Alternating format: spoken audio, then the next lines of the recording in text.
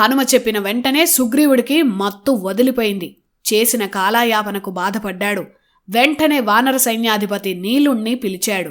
అన్ని దిక్కుల్లో ఉన్న వానర సైన్యాలను వెంటనే కిష్కిందకు వచ్చేలా ఆజ్ఞాపించమన్నాడు.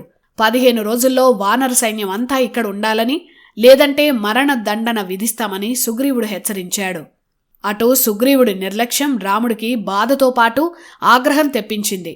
అప్పుడు రాముడు లక్ష్మణుడితో కోపంతో ఇలా అన్నాడు: సాధారణంగా రాజ్యాల మధ్య యుద్ధాలు జరిగేందుకు అనువైన కాలమిది.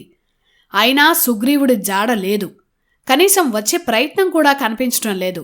ఇక్కడ నేను సీతావియోగంతో దుఃఖంతో ఉంటే అక్కడ సుగ్రీవుడు మనకిచ్చిన మాట మరచి సుఖాల్లో తేలుతున్నాడు. 4 నెలలు గడిచిపోయాయి.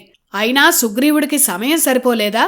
లేదా రాముడు దిక్కులేనివాడు, రాజ్యభ్రష్టుడు, అడవుల్లో తిరిగేవాడు, భార్య కోసం సహాయం అర్థించినవాడు ఏం చేస్తాళ్లే అనే నిర్లక్ష్యమా అని రాముడు కోపంగా అన్నాడు. ఇంకా ఏమన్నాడంటే, లక్ష్మణ, సుగ్రీవుడు వాగ్దానాన్ని మర్చిపోయినట్లున్నాడు. నువ్వు వెళ్ళి నీ ధోరణిలో ఆ సుగ్రీవుణ్ణి హెచ్చరించు. ఆగ్రహిస్తే ఆ రాఘవుడు సుగ్రీవుడి వంశాన్ని నాశనం చేయగలడని హెచ్చరించి మరీ రా అని రాముడు ఆగ్రహంతో లక్ష్మణుడికి చెప్పి పంపించాడు. అసలే లక్ష్మణుడికి కోపం ఎక్కువ. శ్రీరాముడే అలా అన్నాక సుగ్రీవుడిపై లక్ష్మణుడి కోపం హద్దులు దాటింది. ధనుర్బాణాలు తీసుకుని కిష్కిందకు బయలుదేరాడు.